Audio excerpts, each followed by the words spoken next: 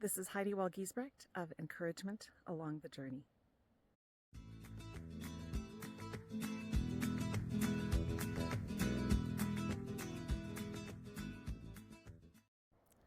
This past week, I had the joy of recording a Substack Live with my newer friends, Dorette and Shelby.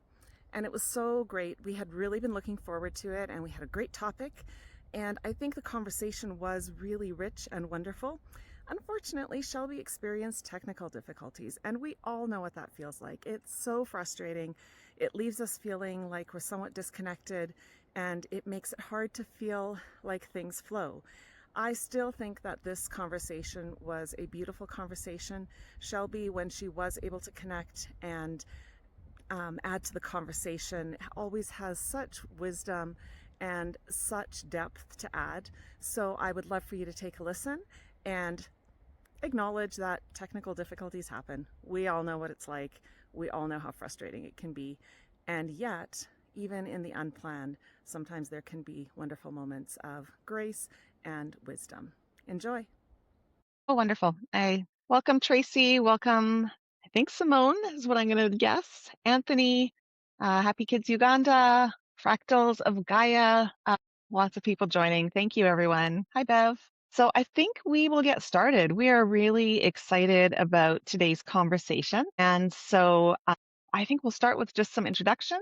And Shelby has graciously offered to go first. So I will let you introduce yourself, Shelby, and then we'll go from there. Hi, thank you for inviting me here today. One of the things that's been on my mind lately is how can virtual relationships be meaningful in personal relationships, You know, that's a question that I've been sitting with over the last few years. And so my name is Shelby Skubik, and I'm a writer, a mother of 5 in a blended family, and I'm currently preparing my first book called The Map Maker. For most of my life, relationships have been look like family dinners, school events, soccer games, conversations around the kitchen table. If you asked me then what relationships looked like and what they felt like, what made them feel real, it would be shared experiences and physical presence. And then life slowed down for me, and a chronic pain that I had to deal with, and it slowed me down, and I started writing, and that has been a huge sense for me in finding myself again. And the conversations that followed, people that I'd never met or had words with were responding to my comments and or my posts, and I was feeling very connected. And some of those friendships have become very meaningful for me. In fact, what brings me here today is some of those connections through writing and having conversations with Haide. I was invited to this, and one of the things that I've learned is proximity isn't really necessarily what creates depth. Some of the most meaningful relationships in my life have started online, and that's what brings me here. And I'm looking forward to talking with all of you guys and answering any questions. Yeah, me too. Awesome. Go ahead, Dorette. Okay, so I have a very long story, so I'm just going to keep it relevant to this conversation. So I've been thinking about like online connections for quite a while. I lived in Thailand since 2012, and then like 2013, Thailand, Vietnam, back to Thailand at some stage, like in the middle of China. And so I was really, really like disconnected. I think it was around 2013, 14, maybe that Voice Notes came out. And it was just, it was kind of like a game changer because I had 2 little boys at home. I was really like lonely in a sense. My husband worked, so I was at home most days. I learned to speak Thai, but it was really like a big communication issue. Most people like that couldn't speak English. And then, so I started blogging in 2015, I think. I started a blog, and just to get that feedback also, like Shelby said, from other people. I think it felt like my side of the conversation. I'm an avid reader. I've been an avid reader most of my life. So just to have a place where I'm just not just listening to an audiobook or listening to a podcast, but where I can kind of like speak my truth in a sense.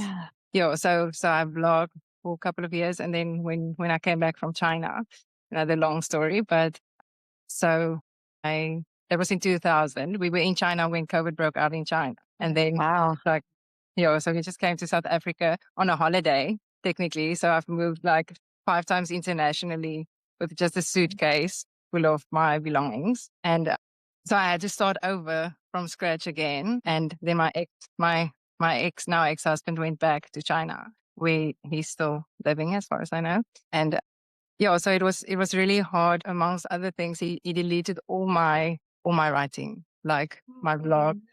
I self-published a book in 2017, which he also, yeah, so everything was just like deleted. And I was really discouraged. So for a couple of years, I didn't write at all. And then I think about 3 years ago, my friend snagged me and said, like, we miss your writing. Like, some of the people found me because he deleted all my social media as well.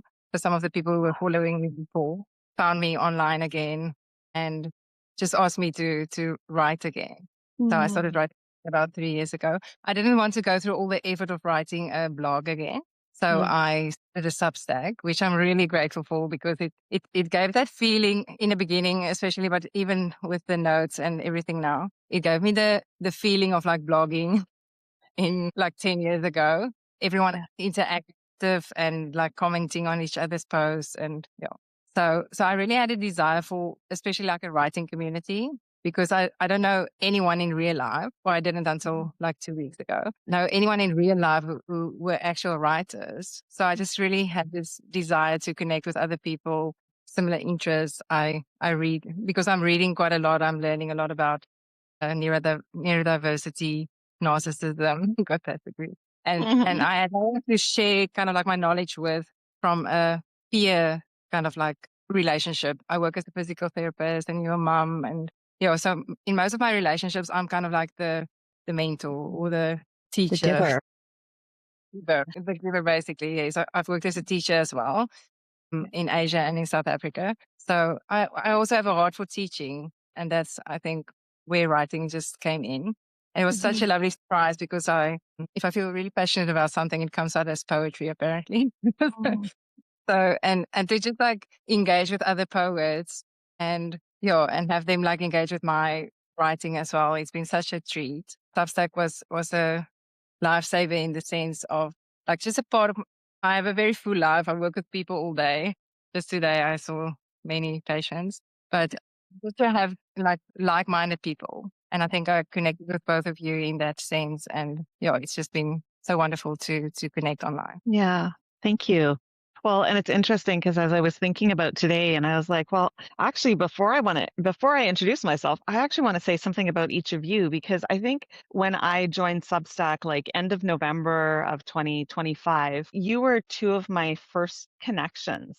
And Shelby, I found you, I think, through some of the other people that I was following, and then I found I subscribed and I started reading your stuff, and it was just I kept reading it and thinking, this sounds like I would have written this. Like it just resonated so deeply. And so I remember like reaching out to you, and when you actually commented back, I was like, yay, she commented back. It was like this lovely thing. And Dorette, I'd never told you this, but you were one of the first people who started following me who was not family. And I remember like seeing you subscribe, and I was like, why would she subscribe to me? Like, why would she be here? And then I remember when I hit, I think it was 100 subscribers, and I was like so excited, and I posted, and you made just a little comment, but it meant the world to me because you said something like, you're one of my favorite people to read each day.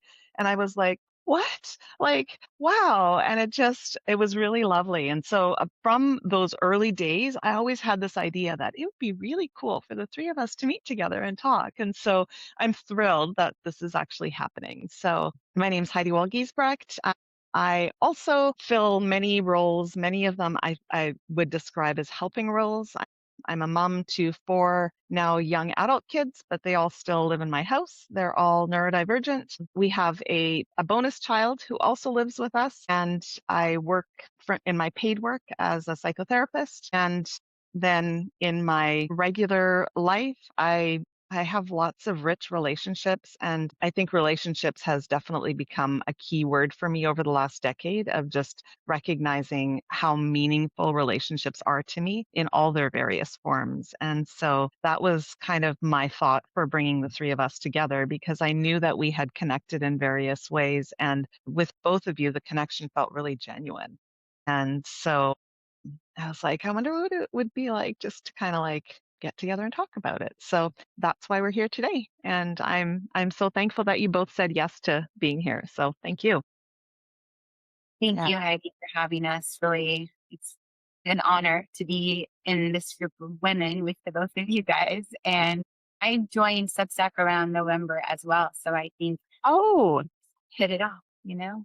that's But so cool. I think one of the things with Substack is that as I've slowly started to share more and more about personal things and going into old journals and then having other people be able to put language around things that they felt and thought of, and then they respond back. And it encourages me to continue to write more, to dig deeper. And that's a very different experience than I had when I was on, say, Facebook or Instagram. That was more family and friends that liked me, liked or didn't like or whatever. And then I would take it a little personal. But on Substack, it was like nobody knew me. And slowly I started, meeting people. And then I've had people join from like friends and family as well. So I find it like, because I've from the beginning tried to be really intentional. Like I don't just like follow everyone. I really try to see if I resonate with someone, because I actually like read most of like the things I subscribe to. I try to read all of them, but it's lately it's just impossible. Yeah, so I really try to be intentional, and if something really touches you, get in there. I've recently had some people coming into my comments and just like saying something I wrote encouraged me. I think I posted a note about like a poem I wrote. I also write a lot of like personal poems, which I don't publish for many different reasons. And I think I just posted like a little phrase out of it. And then some people say like they'd really like to read the poem. And then I send them the poem, but like in private messenger. And the feedback has just been so sweet and just so encouraging to keep on writing and keep on working kind of like through the things, because writing is therapeutic for me as well. well, writing connects us not just to people, but to ourselves, because when we're out there writing and people are mirroring back to us what it is that we just said, and we're like, yeah, I do feel that. And it just feels so different than just a one-on-one conversation. Yeah. On your writing, you're being intentional with your words and you're reading. Like you said, I also in the beginning started out, and I still do as much as I can, but I would read very, very thoughtfully and respond very, very thoughtfully, because I could feel the intent that went behind the writing of this thing that they wrote that was deep. And I felt like, gosh, they deserve to hear that they matter.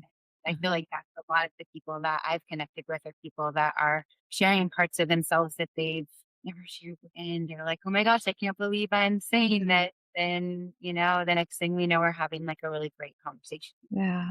Well, and Dorette, you shared some poetry with us in a private message, and it was beautiful. Like it was so touching. And so I echo the words of your friends that have said keep writing, because you have a lot of things that are really valuable to share when you're ready to share them.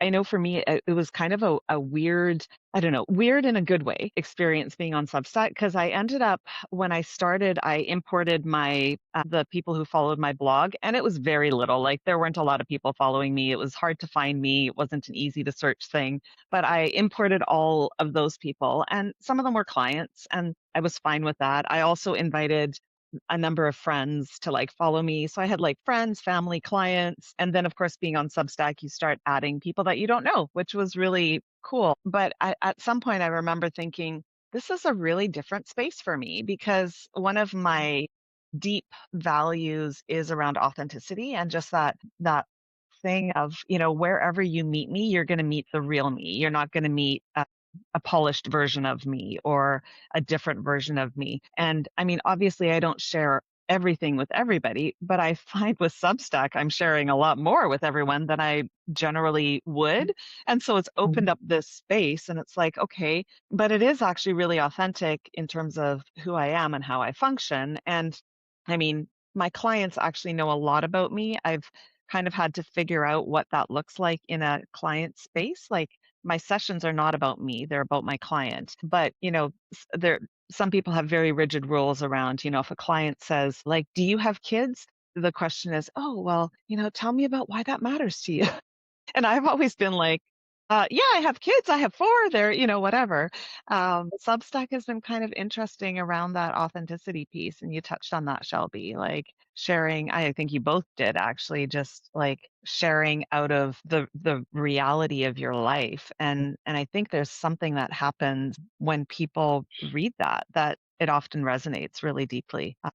That's probably why the 3 of us connected, actually. Yeah. I think it's interesting just how virtual relationships work in general, because they almost in the beginning seemed to me like it would be like a fake thing because it's not real. And of course that got me thinking, and I challenged my way of thinking about it because, it's the bridge. It's the bridge between deep, meaningful connections. And I was reflecting back on this over this last week, and I've had some pretty interesting virtual relationships come out of just me listening to a podcast and finding an author while I was listening to it and buying the book, and then feeling so compelled to reach out to the author to let them know that their words mattered to me in such a meaningful way. And then she wrote me back, and I was like, wow, this is so neat. And this is before I even thought about writing my own book. And she scheduled a Zoom call with me, and I was like, wow, this woman, she's the author of the book of Banana, and oh my gosh, this is just amazing. And she told me about Substack. She's like, I'm not really interested in getting on any more social media. And like how limiting that thought would have been if I had stayed with it, because I decided to share some of my pain journey while I was going through it in the early stages. It opened me up to write more because people were like, oh my gosh, I felt that. I get it. It makes sense. And but like just the technology and the virtual connections and how they lead to real meaningful conversations. It's not about being online. I mean, look at us. We're all talking we're from South America, right? I'm from South Africa. South Africa, yeah. Yeah. And you? I'm from Vancouver, BC, Canada area. And yeah. And I know, Shelby, you're kind of from the East Coast, West Coast of the US. Yeah. Yeah. Yeah, so that's the amazing thing. Like, so we likely wouldn't meet each other in person. Like, it's literally halfway across the world. And Right. I've had similar experience when I was in Thailand, I actually joined because I felt so isolated and I really wanted to link up with like-minded people. And then I found it like Velvet Ashes. It was like people serving overseas, and we had connection groups. So I made friends with people like serving in different parts of the world, but they were all like also outsiders. And it was just so amazing to connect with them. And that's where I realized like how meaningful these online relationships can be. And it also translates. Can we talk about how it translates into your real life? Yeah. Go for it. Take us into that area. I love it. Okay. So for example, so I read quite a lot of like psychologists on Substack. I think I can just relate in some way because I'm a physical therapist, but I do a lot of like biopsychosocial work. That's my special interest. So I think I can relate a lot with the kind of work they do, and that kind of like it's about the patient, like you said. But I also love like reading there from the other side, like if they patient. So for example, I've started seeing like my own psychologist to start working through that. And then 2 weeks ago, I decided I like this online community of writers so much. One of my friends sent me a link to like a local group meeting every end of the month, and they had like a prompt, and then you just show up, everyone reads their poem or whatever they wrote, and then you. Yeah. So I think like the whole Substack thing inspired me to reach out for genuine real life connections with other writers as well. And it was one of the greatest experiences I've had in quite some time. So yeah, that's how I love it's that. coming like from an online thing, but translating into real life as well. Yeah. Well, and I think I posted a little while ago, like, does anybody else ever dream about going to visit all their Substack friends? And I mean, it was a funny little comment, but I'm serious about it. I'm like, I'm constantly thinking about, oh, this person lives here. When am I next going to be in that area? And Shelby, I was seriously tempted a couple of weekends ago just to catch the train and come see you. And so that may happen at some point. But I think there's like online connections absolutely can grow into something more, either with the people that you connect with, or like you said, Dorette, where it inspires you to do something else. And I have found like being on Substack and writing, I mean, I think writing lets us be more vulnerable if we let it. It's totally possible to write and not be vulnerable, but I think when you are willing to take a risk and be vulnerable, it opens things up. And I'm finding that the more I take a risk, the more I'm willing to take more risks, which has been really cool. And so that's what I hear when you talk about going to the writers group. It's like, yeah, being on Substack opened up my capacity for stepping out in a different way that previously might have felt really scary. I love that. Yeah. And you, Shelby? I know Shelby's having some challenges with her internet connection. Difficulties here. I'm hearing like every other word, which is I'm so sorry, Shelby. That sucks. Yeah. Well, if you feel like I'm not sure why it is. This is the part of technology that I don't like is the internet yeah. connection, and love talking with people, and I love like the virtual, connections. But when I have to get on Zoom and then deal with the internet, I'm like, oh, geez, why? Well, right now I you're don't know. Am I very, cutting out to you, or can you hear me? right now you are very clear. Yeah, there was a little bit where you were cutting out, where you were kind of freezing. This Yeah. reminds me of during COVID when we had 4 virtual learners and a 3-year-old at home, and I was working full time from a computer. Shoot. Yeah. You're cutting out again, Shelby. Oh man, that's so frustrating. Yeah, I remember during COVID, everyone having to share the bandwidth, and then I'm going to invite Shelby back here. It looks like her internet dropped her out, so we will send her an invite, and hopefully she'll join us. There we go. Yeah, I remember like my whole family having to share, and it's like, don't be streaming in the daytime. We need you. Don't download all, 50 episodes of your favorite show while we're trying to do our work. So, yeah. Welcome back. Yeah. She'll figure it out. Yeah. Hopefully she'll get it all sorted on her end. I was thinking about like with some of the virtual connections. Okay. It's waiting for her to join again. So we'll just give her a moment here. It reminded me of like the days of pen pals. Like, did you ever have pen pals, Dorette? Yeah. I not in real life, but when I started blogging, well, I first made newsletters kind of like per email, but then when I started blogging, I actually made some friends. Like they were friends of friends who read my work, and they were like, "Oh, I can really relate with you." So like not pen pals, but like on email. Got it. Yeah. And many of those friends I've actually met like in real life when I came back to South Africa, or like one of them recently actually moved to where I'm staying now. That's so fun. So I've definitely had that experience, yes. Well, I remember, I guess it's so funny. You forget parts of your childhood sometimes.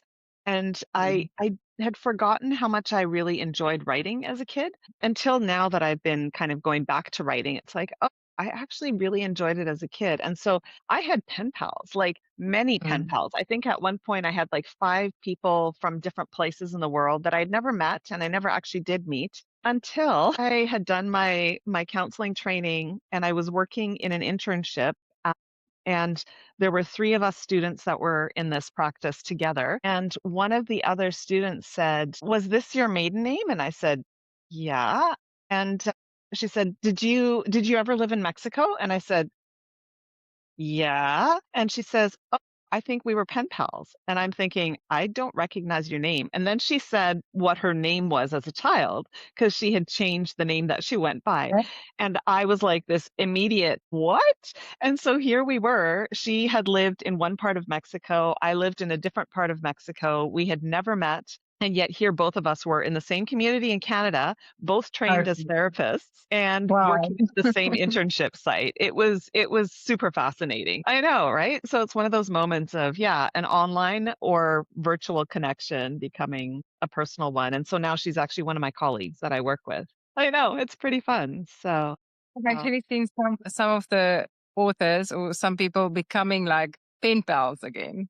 Like some of the people who made each other on Substack, and then they're like, now we're gonna write like each other real letters again. That's also so yeah. it Oh, can that's can go cool. both ways. Yeah, Yeah. I met I saw someone doing that. Yeah, so it can like go the opposite direction as well, where, yeah, it also made me think of, I mean, this isn't my story, but I remember hearing many stories of like people starting to write letters to each other as they started up a relationship. And then, people talking Mm. about, yeah, we wrote letters for 8 months before we ever met in person. And Oh, wow. I feel like our virtual connections are kind of reminiscent of some of those pieces like pen pals or starting relationships by writing letters back and forth.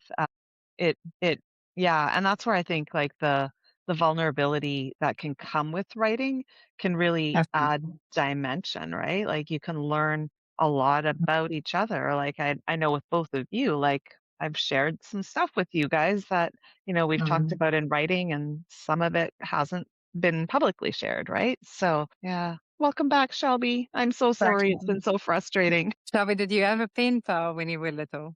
I think writing is so vulnerable. Like even if you think you're just writing fiction or whatever, it's like a great part of your personality just comes out with writing.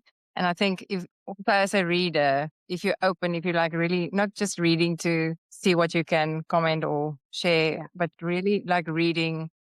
I've met such great poets and storytellers and like some of the most clever people, like from what I've read on Substack. And I think just to encourage people also to share what you, if you read something and it's really Mm, meaningful to share it and to share it with your people following you. Because I've found such great writers by clicking on links that other people shared that they said like this was yeah. meaningful or I really found this helpful. And yeah, so I think we should be very generous with our encouragement as well of other writers. It's Yeah. such a great way to get to know people. I mean, if you followed someone for a couple of years, like some of the people I'm following and following me. Like we've been on Substack for 3 years.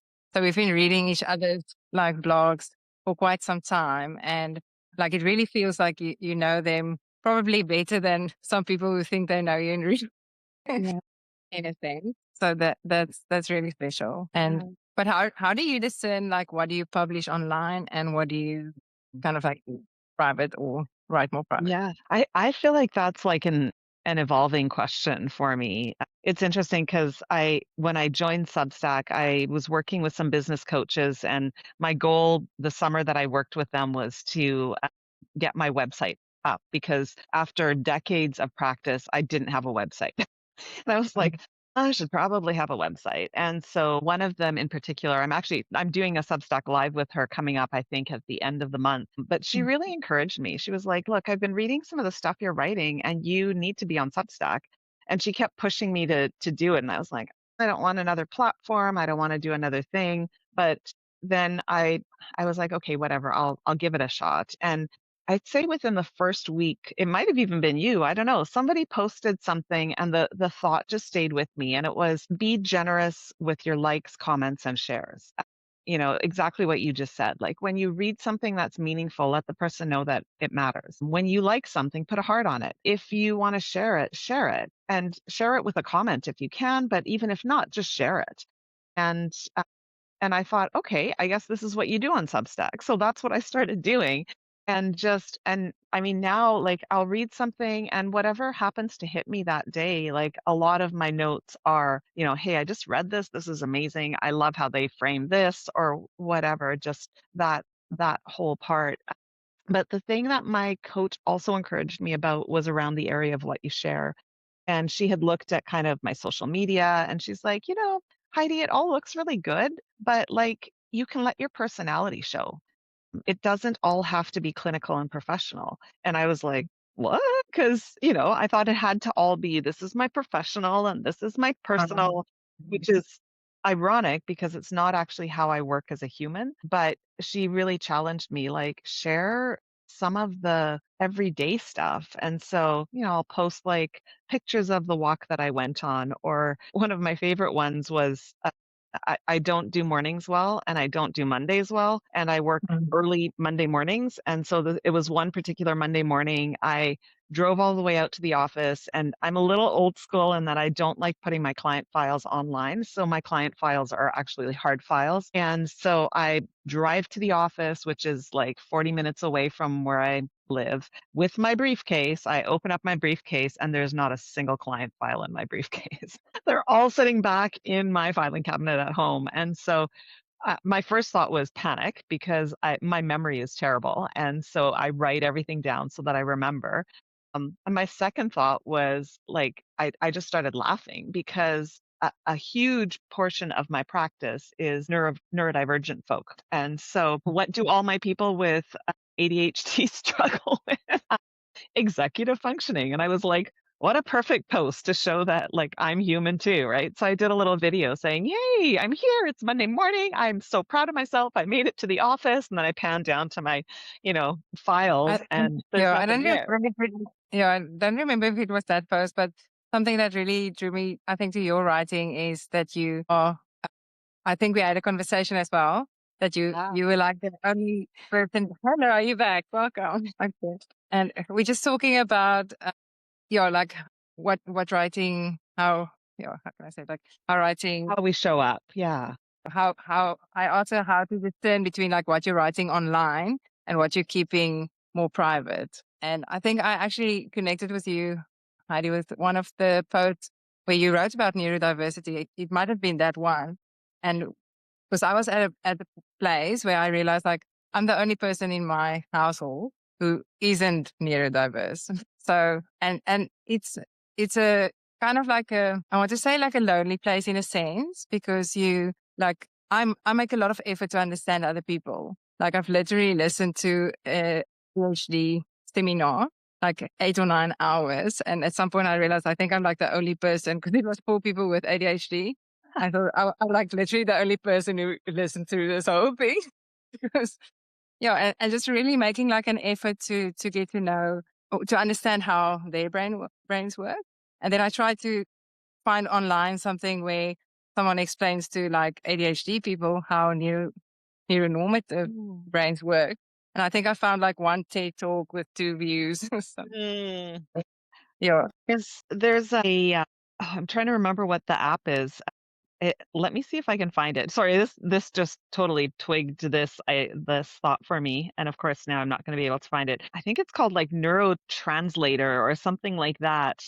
If people are curious, they can look it up. But a friend of mine shared it with me because he's ADHD and his partner is not, and so they'd have these little misunderstandings around it, and so they found this thing where he can like literally talk into it and say, "This is a situation that just happened. This is what she said." And it'll say, "Maybe what she's trying to say is this." And so then he was telling me about it, and we were kind of part of a larger group, and she heard and she came over and she was like, "It's been revolutionary. Like, it's been so great. It's been so helpful for us to learn how to understand it." And she found the same thing, like, "Hey, he just did this and I'm not sure what's going on." And it would like give ideas on maybe this is what's going on. But I think it's part of the value of being authentic and being willing to share some of the vulnerable things. I think the posts you're talking about might be, I had like a series of 3 called If We're Willing. And the first one was about what I learned from my partner who is ADHD. Yeah. And then the second one was what I learned from my kids, because I always feel like my kids made me the parent that I am.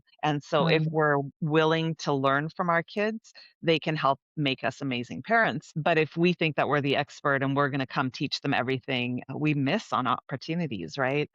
And then the third one, I think, was what I learned from my clients. So I think those were, if I remember correctly, were when you and I connected. And that was, yeah, right near the beginning of my time on Substack. So yeah. Welcome back, Shelby. Can we hear you now? As a mom of 5, right? Yeah. and having technology being a huge part of their upbringing. My older kids being in their 20s, and they didn't get on technology until they were middle school age. And then I also have a 9-year-old, and she knew how to use the remote when she was 1. Like, she'd pick up the remote and she'd be like, Hulu, please. Like, she gets it. She knows it. And she's like, here, mom, just give me the phone. I'll do it. And I'm like, no, it's my phone. Well, But the technology has allowed them all to stay really close, with 4 kids in college and then 1 at home. And, I think oftentimes when there's a 15-year age gap between children, they lose touch. And to be able to get on FaceTime and to show her new toys and to play games online has been like huge for my kids to play. yeah. Well, I think of during COVID, I know for a lot of people it was really isolating. And it's interesting because when I think about our family's journey was actually really different. My kids ended up joining kind of a youth group online that was playing games together. And they would spend like 8 hours a day playing games together and chatting, and they knew each other, like they knew who the other people were, but they weren't like deeply connected pre-COVID. And then through being online together and playing games together, once restrictions started lifting and you could kind of, do life normally again, this actually has become a very central group in their life. And my daughter actually is dating one of the boys that she played games with online during COVID. And it's been really cool to see, like, that's kind of what you were sharing, Dorette, about how an online connection can actually extend to something different as well. And I know, Shelby, when you and I were talking last week, I had said, yeah, one of the things that we really loved doing during COVID was thinking about who are friends that we miss and how can we connect with them. And so we would do things like, hey, what are you guys doing Friday night? And it's like around this time, it's like, well, eating dinner. Okay, can you bring your dinner to the computer and can we have a Zoom dinner together? And so our best friends live one province over from us. And so we would have a number of times we would like bring our dinner, our glass of wine, sit and chat as we're eating. And it was just, it was lovely. It was different, but it was still like this way of really connecting. And my brother and his family live down in Washington State, which usually is quick, easy, no problem. We can pop across.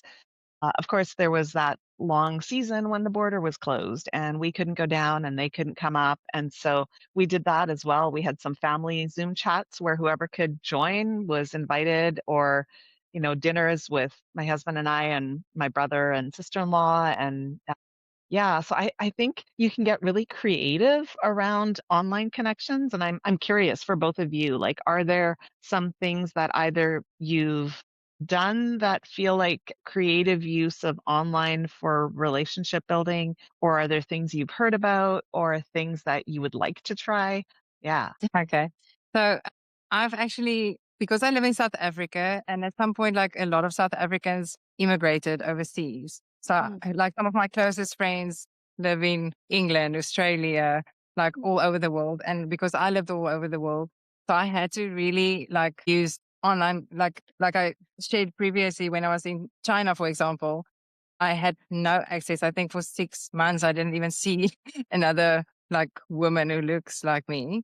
I was just surrounded by people who can only speak Mandarin, and you can't just learn Mandarin in a couple of months. It's really difficult. So I've been finding ways to connect, and voice notes was the first game changer because there's just a difference in like reading a text someone sent you and then like hearing their voice. I mean, even like meeting you guys tonight, like I feel like I know your voice because I know the way you kind of like show up, and a lot of that comes through. But there's something about seeing a face or hearing a voice to connect to that. And yeah, so it just made me feel less lonely back then, Yeah. but still having to be creative. And I don't know if you know Marco Polo, Yes. the app. Yeah. Yeah. So at some Mhm. point I used that. Yeah. My parents live in the Free State, which is quite far from where we live now. So every Sunday night, they kind of like have a video call with the boys, those kind of things. Yeah, just to stay connected with the people in your life. Even, it's amazing that we have this technology, even if it doesn't always work so well.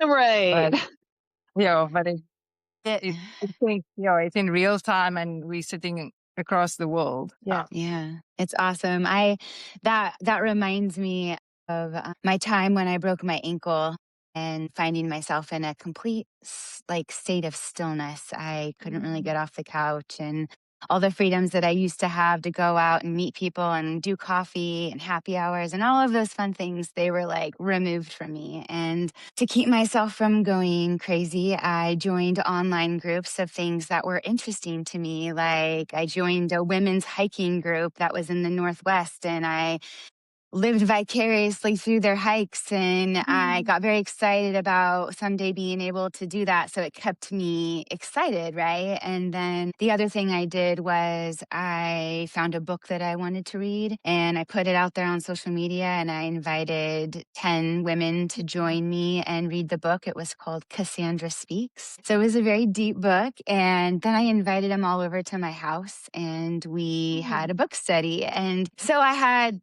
10 women that I had met virtually and talked about a book. And then they came to my house, and we Cool. sat and we discussed it. And it was just so like, I was in awe of the moment when I was in it as all these people are coming into my house. And then, like, I kind of felt like I knew them because we talked about chapters in this deep book. And then, anyhow, I feel like that helped me during a very quiet time in my life to stay connected with other like-minded people, not just the people that were in my house, but the people that were having the same interests that I had, Yeah, what that makes me think of is we often have a tendency to like a little bit of all or nothing. Like, being on social media is bad, or just these generalized things. And yet as I'm hearing you talk, Shelby, I'm thinking, yeah, like it really is about how you use the tools. And so online connections can be a wonderful thing or a terrible thing, depending on how they're being used and who you're interacting with, right? And so I love that. During COVID, there was when everything kind of got peeled away and you were stuck kind of in your community. Well, here we were stuck in our community. You weren't even supposed to go to parks outside of your little area. And it just felt so like everything was stripped away, and it left you kind of going, okay, what do I need more of in my life? And for me, one of the things was like deep connections with other people where we can just be real. We can not have all the answers. We can just be willing to like hash things out together, and no one's going to judge the other person. And so I reached out to a couple of women, some whom I knew, some who I knew of, and we started this online small discussion group. And now we're like 6 years later, and we still meet almost every 2 weeks. We've read books, we've done podcasts, we've gotten together for dinners, and it's been kind of like what you described, Shelby, like these real connections that happen that begin online. I think it's really cool. I love that you were able to, like, in a season that otherwise felt really dark, right? Like, and could have been Yeah. super lonely. Right. And and during that time, I really found writing again in a more meaningful way. Well, actually, I wouldn't say meaningful because I've always written, but mostly in journals to myself. And all of that was just to find myself in a more honest way, right? Without Yeah. outside influences. It was like I wrote it down and I would reflect on it. And then I would go back and I would see where I was 6 months ago and kind of did my own little self therapy session with myself, I haven't necessarily had a whole lot of mentors in my life or guides that have brought me to where I'm at. There was seasons of my life where I was so entrenched in being the mother of 4 busy children that were in sports and dance and activities and all of the things that went along with it, that I didn't really have a lot of time for me to work on my relationships with other people. It was mostly people that were on the sidelines when I was watching baseball or basketball or dance, So those people were just who I was next to. And now I find that I'm able to be more intentional with the people that I share these conversations with, which I'm enjoying way more than those surface level conversations that you have sitting next to people that you barely know and don't really care to know. And you just Yeah. smile and ask questions and listen. Yeah. I think that like-minded is key. And I think that's why I suspect for you as well, why Substack was a game changer for me. Because I want that depth, and like Facebook is very superficial. Like everyone knows you just like sharing your Instagram and just sharing the highlights of your life. And at some point we lived in Thailand and it was actually like going really, really bad, like inside my marriage. But like you just post the pictures of like the nice beaches and everyone think you're like living on a Living the dream. living the dream, but like you actually so lonely and isolated. And I think I just like that's why I wanted those connections. We all want depth, and I wanted, I think, like if writing is therapy, then Substack is group therapy because it's like you kind of like it's like being in group together. It's like I'm struggling with this, or and it's just been so meaningful for me. I'm also almost like not, I won't say I'm not on any other social media, but I'm mostly like spending the time I do have to read an article rather than just like watch random videos. And that's been a good change for me. And also like to have that attention span to read a thought piece against just like watching a TikTok video. I think it's good for our brains as well to just engage in that way. And then if you can leave a comment and the writer leaves a comment back, it's just so rich. It's such a rich experience. Yeah. And I think also sometimes it's easier to share like your things with a stranger sitting on the other side of the world, than sharing it with someone who you're going to walk into, or you can't say, oh, this is really bothering me because they know the other person. So it creates a kind of weird safe space where you can show up as yourself, but there's not like as much risk in a sense. Yeah. Yeah, I think Substack is a great tool that you can I use in agree that with way. you completely. Yeah, that's If you want that depth rather than just like this is what I ate for breakfast. Yeah. As you were saying that, Dorette, I was like, wow, it's kind of neat because in a sense, what you're describing is like this space where we get to try out something.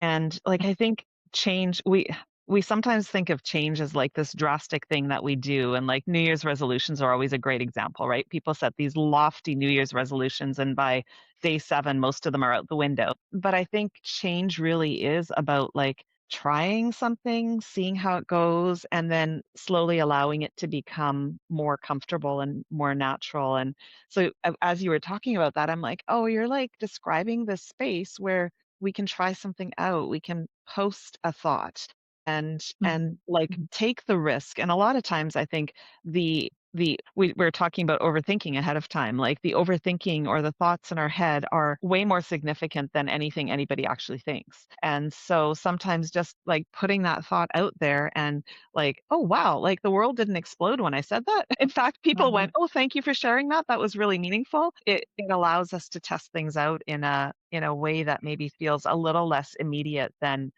saying it to our family. And so, yeah, it's kind of I love that. I love the description yeah, of the use of Substack as a tool. Go, Shelby. I was gonna say that one of the things I've noticed about writing on Substack is that I'm not writing to a bunch of people who already know me, right? They're not people that have judgments of who I was as a little girl or who I was as a single mom, or it's like I get to reveal who I am authentically without the judgments of what other people believe me to be based on their own set of understanding and perceptions, right? And I mean, you get a little bit of that too when you write about it on Substack, but I'm writing about it in such a way that I feel like it allows people to see my words rather than remember, oh, well, I remember when she said this before or this before. Like when my kids read my writing, they come back with all of these questions. And it's like, That's so cool. okay, I really appreciate that we want to talk about these things. It's been very vulnerable for me to have my kids on Substack reading my articles because, like I said, previously I've always only written these things privately. And to now write them out loud for people to read, including my family. It's just, and my mom and my sisters. And it's just, I forget, like I run into somebody later and they're like, oh yeah. And they know all these things about me. And I'm like, wait, how do you know that? And they're like, oh, I read your Substack. And I'm like, That's good. And oh no, right? yeah. Oh, Yeah. Sometimes sometimes you think like maybe I should have just like started writing on Substack anonymously or something. But then it's difficult then to show up as your true self. Yeah. So it's give and take, but it's and another. I think I've actually maybe I'm not sure how I ran across both of you, but I find a lot of like-minded people in the comments of posts that really resonate with me. Yeah. So I love reading through the comments of the posts because and I mean there's like this group of poets I follow, but I love the comment section. It's like imagine a group of people who write really well and they're just leaving these very encouraging, thoughtful, like one will almost write a poem about the poem that the person wrote. And that's so rich. It just takes something someone was brave enough to put out there to a whole new level and it becomes its own thing. Because that's the great thing about writing. Like I write a story and it means one thing to me, but you find something meaningful how you relate in different ways. And that's just been so wonderful to observe. Well, yeah. And it's interesting, Dorette, because I had shared a piece with you that I hadn't published yet, and you gave me some great feedback on it. And I actually referenced you, not by name, just indirectly today in one of my comments, because it was a similar kind of thing. I had ended up posting it after doing some reworking of it. And I've got a couple of people who often comment such beautiful, like deep responses that really get me thinking more. And one of them was around one of the things you had identified around the fence post idea. And so he pulled out some thoughts. And as I read it, I'm like, oh my goodness, yes. And it started sparking more. And then I wrote that and he wrote back. And I was like, yes, a friend of mine who read this piece before I published it had really encouraged me to go deeper into this part of it. And I hadn't quite wrapped my brain around it, but now it's just firing. So I actually, just before the three of us met this morning, went back to that post and all the comments and I copied them all. And I'm like, okay, when I'm ready to write my next piece, I'm going to have to reach out to him and say, hey, do you mind me using some of your words? Because it was just such a rich conversation back and forth. And I do think that's like one of the beautiful things of this space is there are these opportunities to have these genuine conversations back and forth that allow things to go deeper. And it's really beautiful. Yeah. And that's great. I agree. That's And I true. also agree with you on the notes as well. I always go into notes on articles that I like and I respond even to notes that people have made because I love to encourage people, right? Yeah. Like I just love seeing that and it inspires me and So I am in the midst of getting ready to plan or host a party at my house with 40 people for my two children that are graduating college this year. So I'm going to log off now, but it was so lovely meeting and chatting and having a face to a name finally after all these months of chatting back and forth with you, Doretta, Yeah. Awesome. Why don't we wind it down here? Is there like a parting thought that each of you want to leave with those who have so faithfully stayed with us? Thank you, everybody. It's been just great seeing all the people here. So yeah, what would you like to leave people with as you think about this topic? If I think of writing, like I'm in the middle of writing like a memoir, but it's like it's my story kind of like chronologically, but I've treated it as like it's really therapeutic to just like take a little piece. I don't have a lot of time to write, so I wake up early every morning and then I write, but like no one has read that yet. And I keep thinking of a quote by Steven Spielberg. He wrote a book on writing and it says, you write the first draft with the door closed and a second draft with the door open. And I just I love that idea. And so I have some writing that I'm like writing with the door closed and some things that I'm writing privately. But it really feels like the feedback you're getting when you like publish those, especially the pieces that are difficult to publish. And when you press publish on that and just the feedback, and it makes you a better writer, it makes you a better person, it makes you show up in the world in a way that is more present and meaningful. Or that's what it has done for me. And for that, I'm grateful. But I think it's the gift of just like not being afraid to share, but also thinking like, what do I need to share? Maybe with someone in real life first and get that feedback and then make it even better and improve as a writer as well. Thanks. It was lovely meeting you, Faye.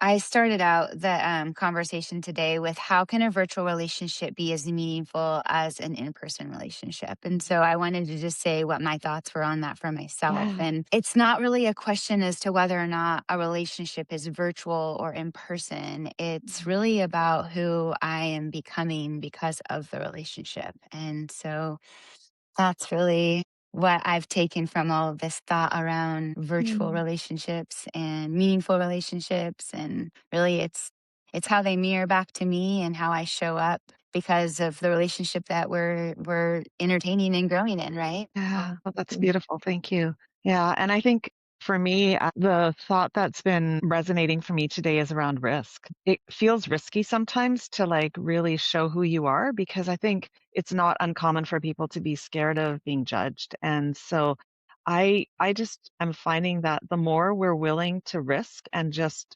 show up as ourselves, the more there is opportunity for really rich and deep connection. And I think everybody's story matters. Like everyone has a story. And even if my story is not exactly the same as somebody else's, there often are elements of something in my story that resonate with somebody else and vice versa. And so I think that's just my encouragement is be willing to share your stories, show up as yourself. You don't have to be anything different. You're good enough just as you are. So And make just one last thought, like, and making someone else feel less lonely. Because I mean, like, you go through a lot of things. I go through a lot of things. I went through a lot of things, and then I read a post, and it's like you had exactly the same experience, and I don't wish that upon anyone, but it makes me feel less alone. Makes me feel less alone in the world, and I think that's one good reason in itself to just like keep on putting it out there. yeah. Yeah, it allows us to be seen and to have others feel like they are seen as well, right? And it's that win-win. It's a win-win. So Absolutely. thank you both so much for being here. This was wonderful. And Shelby, have a fantastic afternoon celebrating. I hope the weather holds out for you. Right. And I think it's going to be a little bit of sun and rain mixed together, but okay, we'll hope for more all sun than right. rain. Bye. All right. Yes, Thank you, yes. everyone, It's for all right. joining us. Yeah. Bye, everyone. Thank you. Bye-bye.